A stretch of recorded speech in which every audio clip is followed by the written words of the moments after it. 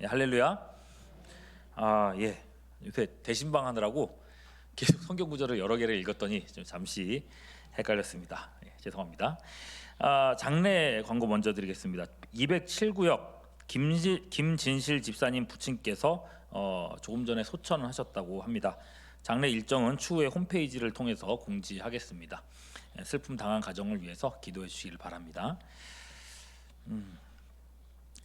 오늘은요 피남편이라는 제목으로 하나님의 말씀을 나누겠습니다. 모세 이야기죠. 네. 모세는요 지금 하나님의 부르심을 받고 애굽으로 향하고 있는 길입니다. 지금 모세가 가진 사명은 애굽의 노예 이스라엘을 자유케 하고 또 그들을 약속의 땅으로 인도하는 것이 그의 사명입니다. 여러분은 모세 이야기야 뭐 워낙에 많이 접하시니까 모세가 바로 앞에 가서 내 백성을 돌려줘라 이 얘기 뭐 워낙에 많이 들으셨잖아요, 그죠? 당연하게 느껴질지 모르겠지만 사실 여러분 모세의 입장이 돼서 한번 생각을 해보십시오. 이게 얼마나 무모한 일입니까? 애굽왕 바로가 만만한 사람입니까? 아무 때서나 볼 수 있는 그런 사람인가요? 아니죠. 당대 최강대국의 왕이었어요. 호위관 대신들 뭐 이런 사람들이 쫙 서가지고 왕을 호위하고 있는 그런 상황 속에 있는데 그 큰 궁궐에서 왕을 아련한다는 거. 여러분 그 왕 앞에 서 있기만 해도 사실은 얼마나 두려운 일이 되겠습니까? 근데 혈혈단신의 모세가 그 왕에게 이 백성을 돌려주시오 라고 이렇게 말을 해야 되는 거거든요. 그냥 목을 쭉 내놓고 이렇게 치시오 이러고 말하는 거하고 똑같은 거예요. 예. 그 말을 바로가 들어줄까요? 안 들어줄까요? 이건 뭐냐? 죽여라! 그러면 끝나는 거거든요. 누가 그런 일을 감당하겠습니까? 그러니까 여러분 생각해보면 모세가 왕 앞에 가가지고 바로 왕 앞에 가가지고 내 백성을 돌려줘라 이거 쉬운 일이에요? 어려운 일이에요? 진짜 어려운 일인 거예요, 그죠? 모세가 특별한 사람이 아닙니다. 예, 모세도 겁나고 무섭고 그래요. 그래서죠 출애굽기 보시면은 3장과 4장 무려 2장의 내용이 하나님과 모세가 막 줄다리기 하는 내용 아닙니까? 모세야 가라. 싫습니다. 가라. 못 갑니다. 가라니까. 저 입이 둔합니다. 막 이러면서 막 하나님하고 막 그러잖아요. 급기야 하나님이 너무 이렇게 말을 안 들으니까 뭐 어떻게 했다 그러셨어요? 화를 내셨다고 돼 있어요. 출애굽기 4장 14절 보시면요 여호와께서 모세를 향하여 어떻게 했다고요? 노했다 그랬어요, 그죠? 예. 그렇게 하나님이 억지로 모세를 떠미신 거예요. 안 가려고 하는 사람을. 그 모세가 지금 기꺼이 가는 입장이 아닙니다. 애굽에 가는데. 그리고 하나님께서도 모세를 그렇게 막 떠미셨지만은 모세 마음에 두려운 거 아시겠죠, 그죠? 이대로 그냥 보내면은 아무것도 못할 게 분명합니다. 예, 그래서예요. 하나님은 모세에게 앞으로 네가 그곳에 가서 애굽에 가서 겪게 될 일은 이거야라고 하면서 앞으로 다가올 일들을 미리 다 이야기를 해주십니다. 예. 여러분 우리도 그렇잖아요. 학생들이 시험을 칠 때 사실 시험을 친다는 것 자체가 얼마나 참 심장 떨리고 두려운 일입니까? 그런데 만약 그 나올 시험 문제도 그리고 그 답도 우리가 미리 다 알고 있다고 생각해 보세요. 그런 시험이라면 겁이 나겠어요? 안 나겠어요? 안 나겠죠, 그죠? 오히려 그런 시험이면 기다려지지 않겠습니까? 이건 무조건 100점이야, 그죠? 21절 보십시오. 여호와께서 모세에게 이르시되 내가 애굽으로 돌아가거든 내가 내 손에 준 이적을 바로 앞에서 다 행하라. 그러나 내가 그의 마음을 완악하게 한즉 그가 백성을 보내주지 아니할 것이다. 이렇게 얘기했어요. 하나님께서 모세에게 주신 이적이 있다 그러시는데 이게 뭐예요? 10가지 재앙이죠, 그죠? 그 중에 9가지를 행하라는 겁니다. 그리고 재앙에 대한 그 얘기들을 다 이미 해주신 거죠. 한 가지씩 이런 거 있을 거고 이런 거 있을 거고 하면서 다 얘기해 주신 거예요. 그리고 중요한 건 그 다음이에요. 9가지 재앙을 다 경험했어요. 그러면 바로가 얼마나 마음이 겁나겠어요. 그래서 왕이 백성들을 보내주길까요? 안 보내줄까요? 안 보내준다는 거죠, 그죠? 하나님께서 이것까지도 미리 알려주시는 거예요. 막상 가서 여러 가지 이적을 행했는데 바로가 안 보내주면은 모세가 얼마나 좌절하겠어요. 그래서 하나님은 거기까지 다 얘기해 주신 거예요. 네가 9번 다 해도 바로가 안 보내줄 거야 라고까지 얘기를 해준 거죠. 그래서 여러분, 이런 말씀을 보면은 저는 고린도전서 10장 13절 말씀이 딱 생각이 납니다. 뭐라고 되어 있습니까? 같이 읽어볼까요? 시작. 사람이 감당할 시험 밖에는 너희가 당한 것이 없나니 오직 하나님은 미쁘사 너희가 감당하지 못할 시험 당함을 허락하지 아니하시고 시험 당할 즈음에 또한 피할 길을 내사 너희로 능히 감당하게 하시느니라. 믿으십니까? 예. 하나님은요, 감당할 만큼의 시험만 주신다고 했습니다. 우리 하나님 그런 분이십니다. 감당할 만큼의 시험을 주시고 믿음의 분량대로 또한 능력을 주시는 분입니다. 그래서 모든 일들을 감당할 수 있도록 도와주시는 분이 하나님이십니다. 나중에도 보면요, 이스라엘 백성들을 출애굽시키신 이후에 사실 하나님이 이 백성들을 곧장 약속의 땅 가나안으로 직선 코스로 쫙 보내실 수도 있었거든요. 그런데 하나님이 그렇게 하지 않으셨다고 합니다. 이유가 있었죠. 왜 그러냐? 출애굽기 13장 17절에 이렇게 돼 있어요. 바로가 백성을 보낸 후에 블레셋 사람의 땅은 가까울지라도 하나님이 그들을 그 길로 직선 코스로 인도하지 아니하셨으니 왜 그랬대요? 이는 하나님이 말씀하시기를 이 백성이 전쟁을 하게 되면 마음을 돌이켜 애굽으로 돌아갈까 하셨습니다 라고 했어요. 그 430년 동안 노예로만 살아왔던 사람들이잖아요. 그러니까 노예로 살면서 사실은 전쟁을 한 번도 경험을 못 해본 사람인 거예요. 그들이 전쟁의 참상을 경험하면 어떻게 되겠습니까? 아유, 이 사람 막 죽고 찔려 죽고 그러네. 아유, 팔 잘리고 그러네. 아유, 그냥 애굽의 종으로 있는 게 낫지 않았겠어? 라고 하면서 마음들이 약해질 거 아닙니까? 그러니까 이스라엘 사람들이 아직 그런 전쟁들을 감당할 수 없었기 때문에 하나님은 광야로 돌아가는 길을 택하셨다고 말씀하고 있는 거예요. 여러분, 하나님은 그런 분입니다. 믿으시죠? 감당할 만큼을 주시는 하나님. 우리 길도요, 하나님은 그렇게 인도하신다는 겁니다. 때로는 돌아가는 것 같고 더딘 것도 같고 답답한 것도 같고 앞이 막힌 것도 같이도 보여도 하나님은 우리네 순례길 역시 여전히 흔들림 없이 인도하고 계심을 믿으시기를 바랍니다. 자, 다시 본문으로 돌아가서요.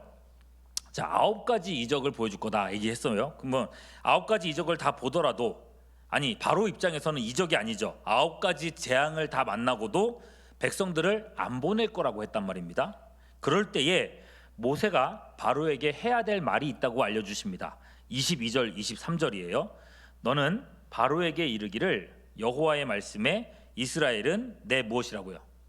아들, 또 장자라고 했어요. 그죠? 23절, 내가 내게 이르기를 내 아들을 보내주어 나를 섬기게 하라 하여도 내가 보내주기를 거절하니 내가 내 아들 누굴 또 죽인다고요?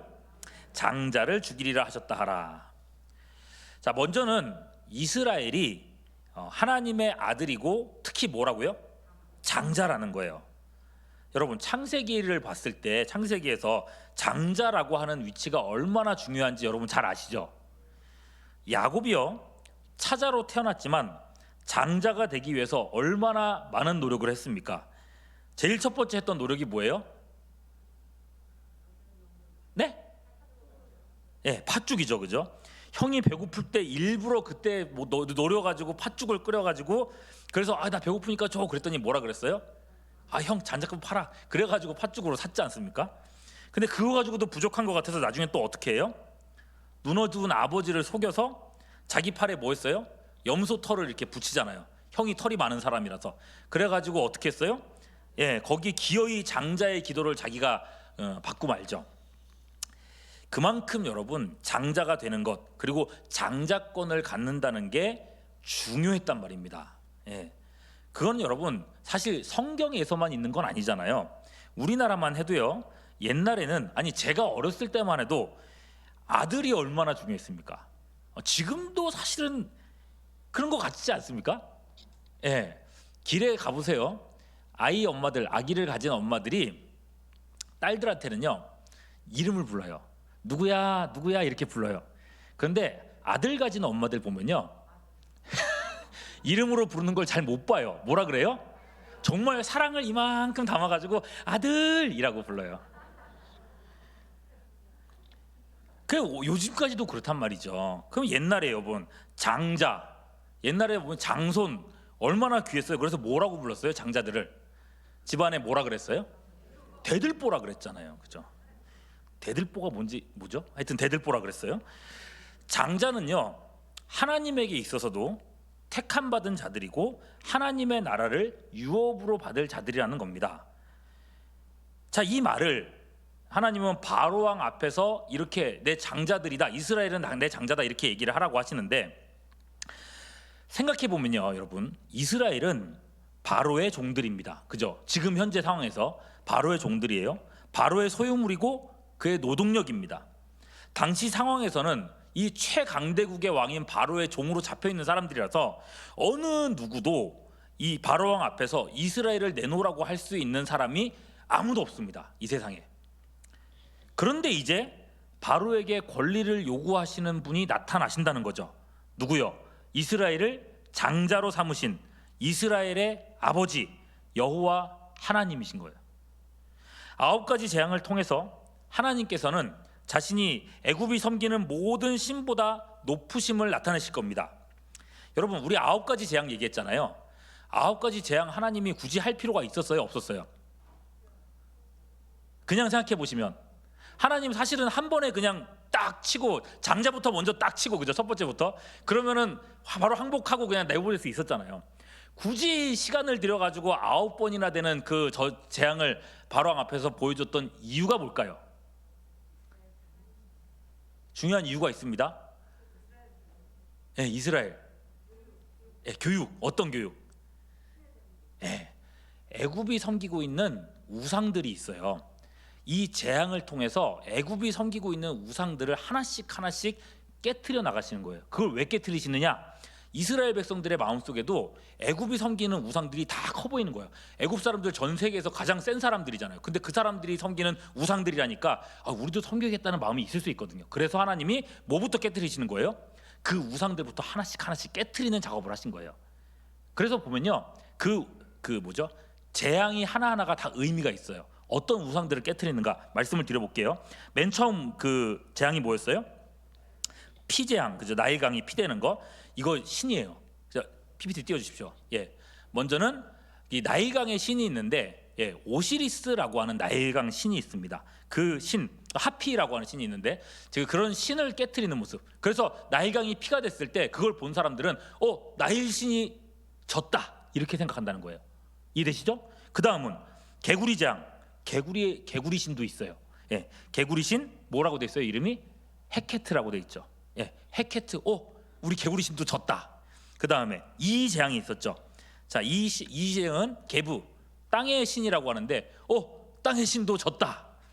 파리 재앙은요, 뭐라고 돼 있습니까? 보이세요? 예, 공기의 신인 슈가 졌다. 그 다음에 악질, 가축 돌림병이죠. 소의 신인데 아피스라고 하는 신이 졌다. 그 다음에 뭐 있어요? 악성 종기가 났어요. 나 치료하는 신인데, 토트라고 하는 신인데요, 또는 아피스라고 하는 신인데요, 그런 신도, 치료의 신도 졌다. 우박재앙은요, 하늘의 신 누트. 그 다음에 메뚜기 재앙은 곡물의 신 또 있고요. 또 그 다음에 흑암재앙은 태양의 신 뭐라고 돼 있어요? 라라고 돼 있죠. 이 신들을 하나씩 하나씩 깨트리는 장면을 보여주고 계신 거예요. 예, 마치 도장 깨기 하는 것처럼 애굽에 섬기는 우상들을 하나씩 깨트려 나가십니다. 그리고 그들이 섬기는 우상들을 전부 다 아무것도 아닌 것으로 만들어 버리신 거예요.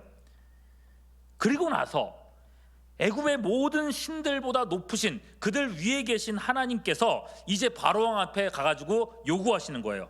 이스라엘은 내 아들이야, 내 장자야, 내놔, 이렇게 말씀하시는 거예요. 권위가 달라지겠죠, 그죠? 그러면 그렇게 했을 때 바로가 내놓습니까? 안 내놓습니까? 안 내놓았어요. 왜 그랬을까요? 아직 남은 신이 하나가 더 있습니다. 누굴까요? 애굽 왕입니다. 예, 이 시대 사람들은요, 왕은요 자신을 신이라고 여겼습니다. 요새도 뭐 나는 신이다라고 하는 거 있잖아요. 왕들이 자기를 신이라고 여겼어요. 그러므로 하나님께서는 최종적으로 바로라고 하는 신을 깨트리신다고 하는 거예요. 그게 뭐예요? 바로의 장자를 죽이는 일입니다. 바로뿐만 아니라 애굽의 모든 장자들을 죽임으로써 바로가 한낱 인간이고 신이 아니라는 것을 보여주시는 겁니다. 그리고 동시에 하나님의 장자가 얼마나 귀한지, 내 장자를 위해서라면 너희 모든 장자를 죽이겠다라고 말씀하실 정도로 자신의 장자들이 귀함을 보여주려고 하시는 거예요. 여러분, 이렇게 놓고 보면 왜 구약의 신앙 선조들이 그토록 장자권의 목을 맸는지 알 수가 있죠. 그죠? 하나님은 자신의 장자를 위해서 무슨 일이든 이루시는 분이시기 때문에 그렇습니다. 놀라운 것은요, 우리가 하나님의 장자라는 것입니다. 로마서 8장 16절 17절 말씀이에요. 성령이 친히 우리의 영과 더불어 우리가 하나님의 무엇이라고요? 자녀인 것을 증명하신다. 자, 우리가 하나님의 자녀라고 했잖아요. 근데 우리가 그냥 자녀가 아니더라. 그 다음 말씀 보면요, 17절, 로마서 8장 17절 보면요, 자녀이면 또한 뭐라고요? 상속자라고요. 곧 하나님의 뭐라고요? 상속자, 그리스도와 함께한 상속자다. 자녀도 그냥 자녀가 아니라 어떤 자녀라고요? 상속의 자녀다. 바로 우리가 하나님의 뭐라는 뜻이에요? 장자다라는 뜻이에요. 장자라고요. 여러분, 이스라엘이 바로의 손에 이렇게 잡혀가지고 꼼짝도 못해 있었던 것처럼 죄와 죽음에 종살이하던 우리들을, 지옥의 영원한 형벌을 피할 수 없던 우리들을 하나님께서 장자로 삼아주시고 죄와 죽음에서 건져주셨단 말입니다. 죄와 죽음에 잡혀있던 우리들을 장자라 불러주시고 내놔라고 하고 끄집어 내주셨다는 거예요.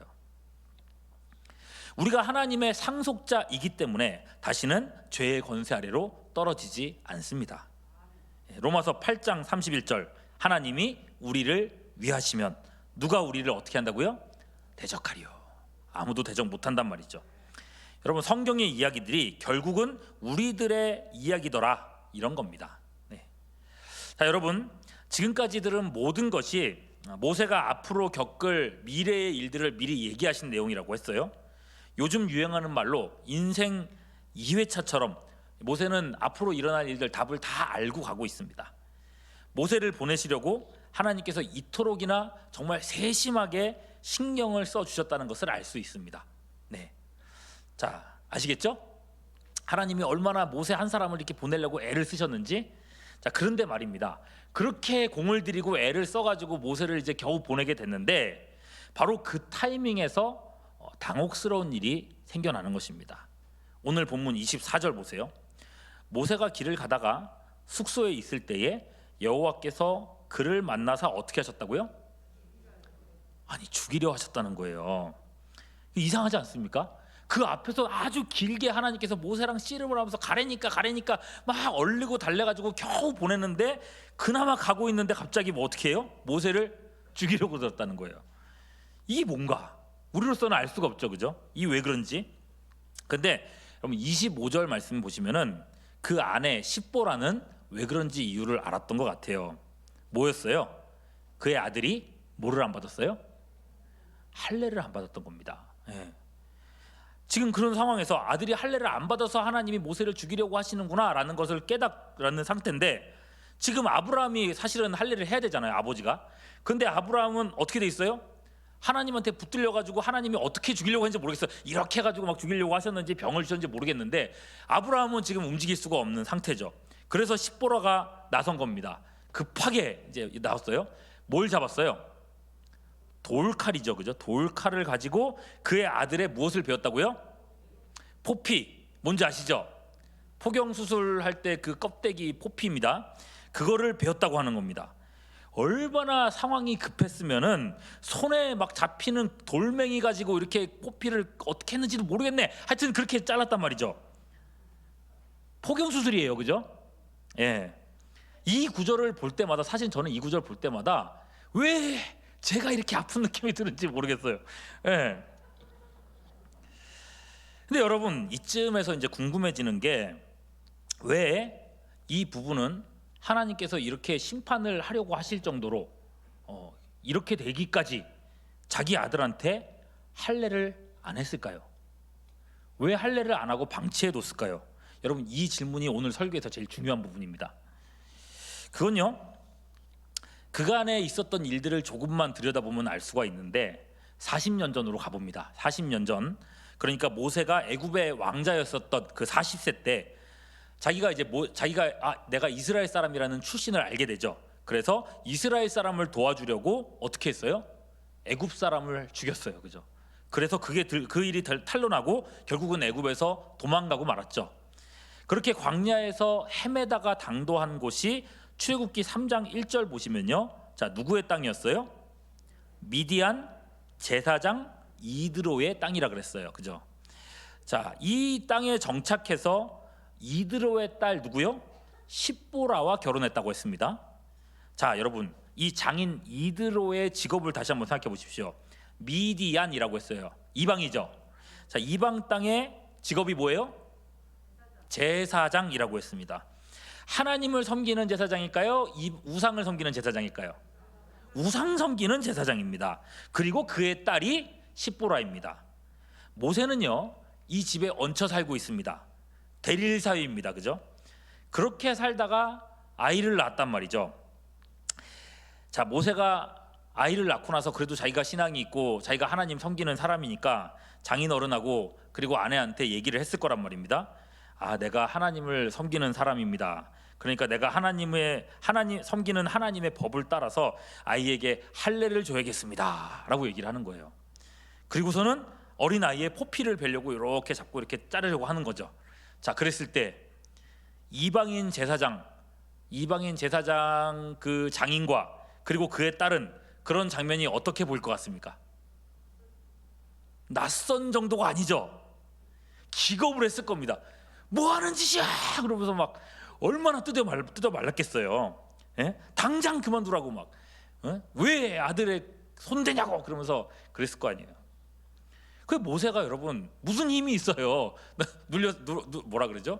얹혀 살고 있는 입장에 아무것도 못한 겁니다. 아무것도 할 수 있는 게 없어요. 예. 자, 모세는요, 사실 이 상황 속에서 보면은 무기력한 가장이었고 그 아내 십보라는 여전히 불신자였습니다. 그러니까 모세가 십보라랑 결혼했다고 해서 십보라가 뭐 당연히 뭐 신앙이 아니었다는 겁니다. 네. 보세요. 하나님은 지금 모세를 하나님의 장자인 이스라엘을 인도할 사람이라고 보내고 계셨어요. 지금 모세는요, 혼자 가고 있는 게 아니고 자기 가족들을 함께 이끌고 애굽으로 가고 있는 길입니다. 20절 보시면은 모세가 그의 아내와 아들들을 나귀에 태우고 어디로 갔어요? 애굽으로 가는 길이었어요. 그런데 여러분 생각해 보면요, 모세는 하나님의 장자인 이스라엘을 구원하기 위해서 가고 있는데 정작 모세 자신의 가족들은 아직도 하나님의 장자라는 자리에 들어왔어요? 못 들어왔어요? 아직도 못 들어온 거예요. 불신자 자리에 있는 거예요. 창세기 17장에서 하나님께서는 조상 아브라함에게 할례에 대해서 분명하게 이런 명령을 주십니다. 10절 보시면 창세기 17장 10절, 너희 중 남자는 다 뭘 받으라고요? 할례 받아라. 이것이 나와 너희 사이에, 너희와 너희 후손 사이에 지킬 내 언약이다. 11절, 너희는 뭘 배워라? 포피 배워라. 이것이 나와 너 사이의 언약의 표징이다. 그리고 14절, 할례를 받지 않은 남자, 곧 그 포피를 베지 아니한 자는 백성 중에서 어떻게 된다고요? 끊어진다. 그죠? 그가 내 언약을 배반했기 때문입니다. 그러니까 포피를 베지 않으면 그 사람은 언약을 배반한 사람이고 하나님 안에 들어오지 못한 사람이다라고 선언을 하셨어요.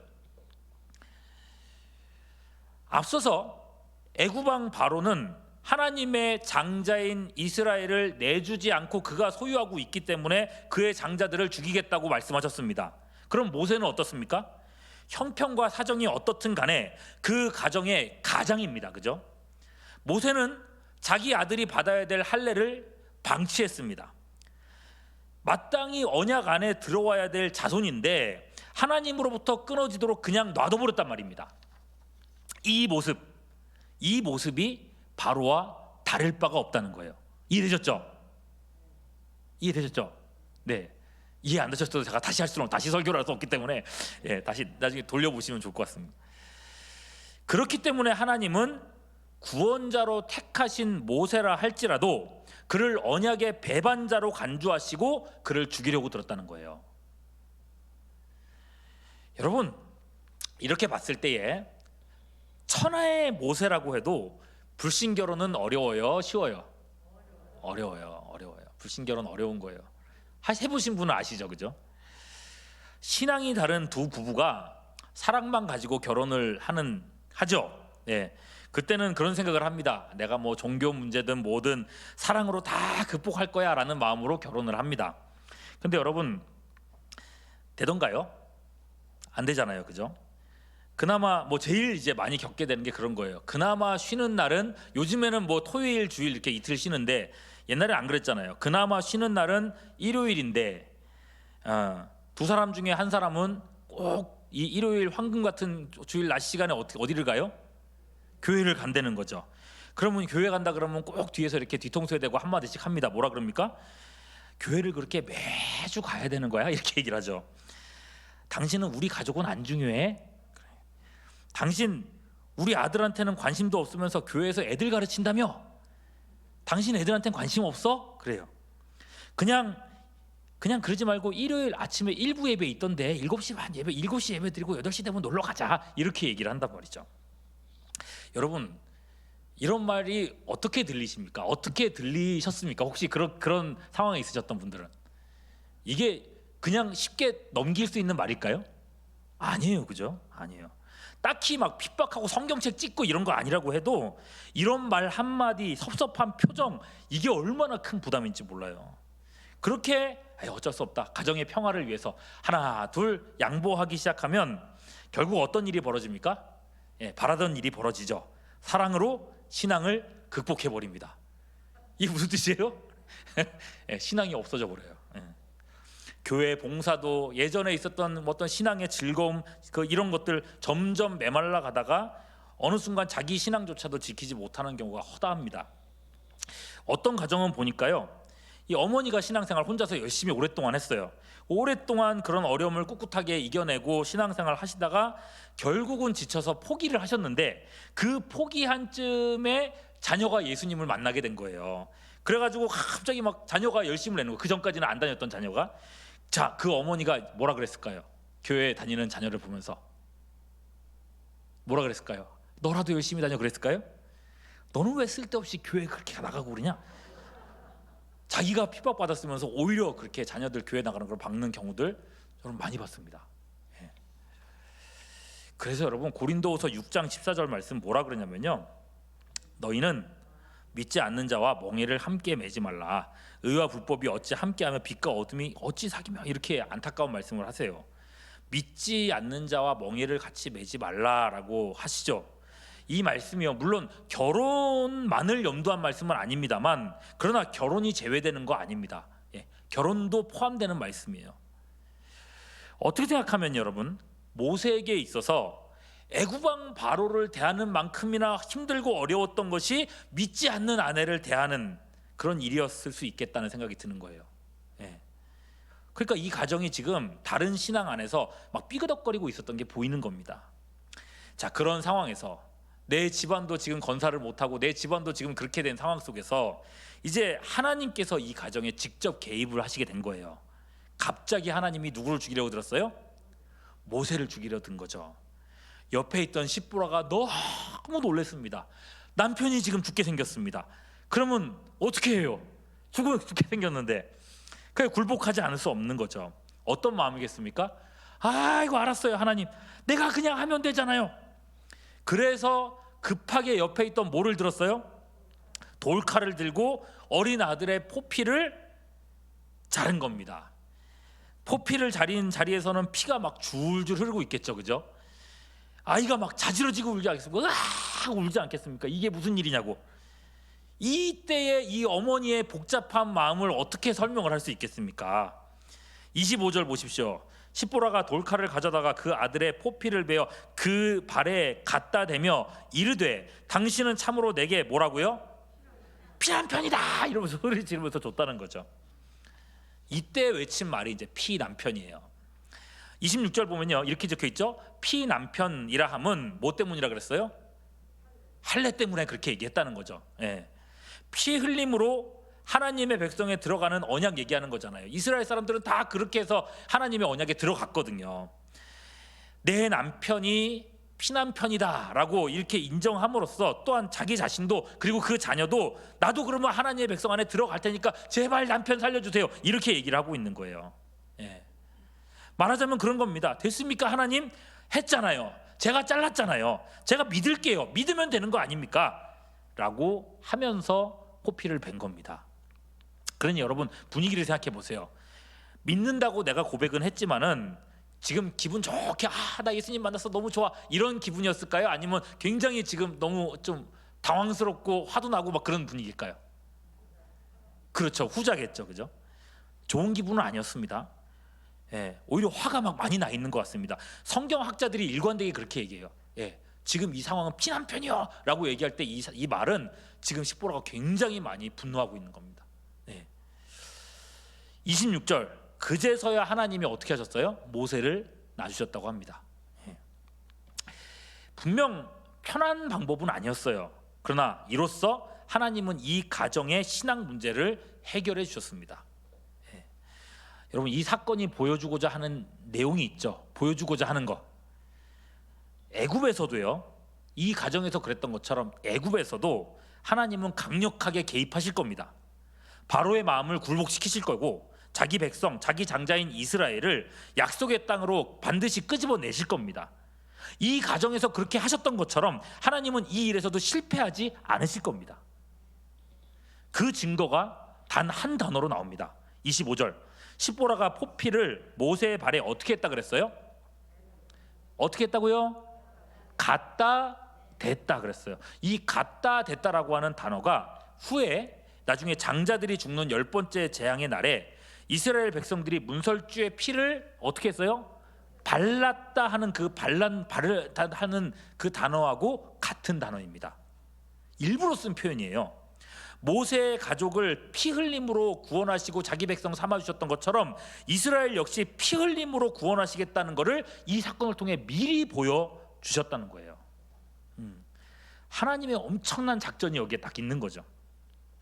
다만 이 일로 인해 십보라의 마음이 많이 상한 것도 맞는 것 같습니다. 예. 이 일이 있기 전까지 모세는 아내와 자녀들과 함께 애굽으로 가는 길이었어요. 모든 가족들이 함께 가고 있었어요. 종교는 다르더라도 뭐 남편이 가는 곳에 뭐 가족들 같이 가야지 하면서 같이 가는 길이었단 말이죠. 그런데 이 일 후에 십보라는요 친정집으로 돌아가 버렸습니다. 이혼한 건 아니고요.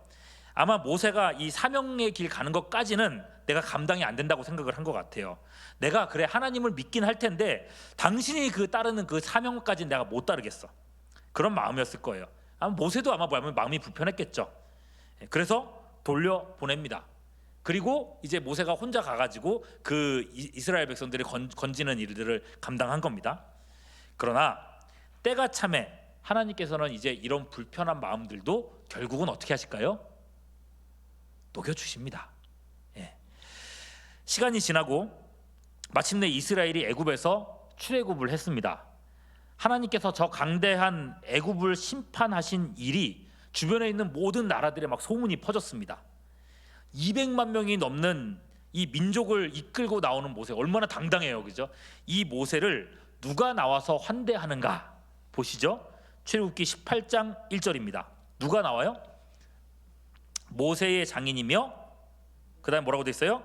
미디안 제사장, 여전히 제사장 하고 있었나 봐요. 이드로가 하나님이 모세에게와 자기 백성 이스라엘에게 하신 일, 곧 여호와께서 이스라엘을 애굽에서 인도하여 내신 모든 일을 어떻게 했다고요? 들었다고 했어요. 자, 들었을 때 어떤 기분이 들었을까요? 상상에 맡기겠습니다. 그래서 듣고 나서 자 2절 3절 그 다음 나온 말씀 보면요, 모세의 장인 이드로가 모세가 돌려보냈던 누구요? 그의 아내 십보라와 두 아들을 어떻게 했다고요? 데리고 온 거예요. 같이 온 거죠. 왔어요. 와서 뭘 하는가 보십시오. 9절 이드로가 여호와께서 이스라엘에게 큰 은혜를 베푸사 애굽 사람의 손에서 구원하심을 기뻐했어요. 기분 나빠한 게 아니라 기뻐했어요. 그냥 기뻐한 정도가 아닙니다. 10절 이드로가 이르되 여호와를, 그쵸, 이방 제사장인 이드로가 하나님을 찬송하네요. 너희를 애굽 사람의 손에서와 바로의 손에서 건져내시고 백성을 애굽 사람의 손 아래서 건지셨도다. 하나님을 찬송하고 그 다음이 중요합니다. 11절 이제 내가 어떻게 했다고요? 알았다. 뭐를요? 여호와는 모든 신보다 크심으로 이스라엘에게 교만하게 행하는 그들을 이기셨도다. 자, 이드로가 하나님을 인정하죠. 모든 신보다 크신 분이라고 인정합니다. 그리고 거기서 멈추지 않고요. 12절 보면요, 모세의 장인 이드로가 뭘 줬어요? 번제물과 희생제물을 하나님께 가져왔대요. 하나님께 번제 드리고 희생 드리면서 어떻게 한 거예요? 하나님에게로 나아왔다는 겁니다. 신앙으로 들어왔다는 겁니다.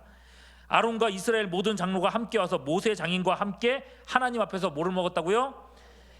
하나님께 희생 제물을 드렸다는 것을 하나님을 섬기기로 했다는 것이고, 또한 하나님 앞에서 떡을 같이 먹었다는 것은 말하자면 성찬식했다는 것입니다. 하나님의 백성에 편입됐다는 거죠. 그와 함께 십보라와 두 자녀 역시도 함께 한 마음으로 이 가정 안에 들어오게 됐다는 것입니다. 그러니까 여러분, 아버지의 마음이 풀렸는데 뭐 딸들이야 뭐 딸이야 말할 게 있겠어요? 그들의 마음이 완전히 다 풀렸고 기꺼이 피남편인 남편에게 돌아왔고 하나님께 속하게 되었습니다. 이 가정을 하나님이 편하게 다 풀어주셨단 말입니다. 그렇게 하나님은 가정의 문제들도 다 해결해 주셨습니다. 할렐루야. 모세가 보면요, 여러분, 그렇게 강한 사람이 아니에요, 그죠? 그럼에도 불구하고 하나님께서 쓰려고 하시니 필요한 능력들 부어주시고요, 풀어야 될 가정의 문제들이 있으면 하나님이 개입해서 다 풀어주셨단 말입니다. 피남편이라 불렸던 모세가 그랬던 것처럼 우리 모두도 주님의 피 흘리심으로 하나님의 가족에 편입된 사람들 아닙니까? 그것도 그냥 편입이 아니라 장자라고 불려지는 우리들 아닙니까? 우리의 연약함이나 우리의 형편과 상관없이 하나님은 우리 인생 속에서도 일하고 계신 줄 믿습니다. 그 주님 의지해서 이번 한 주도 믿음으로 승리하는 우리 모두가 될 수 있기를 주님의 이름으로 축원합니다. 교회 소식 전해드리겠습니다. 다음 주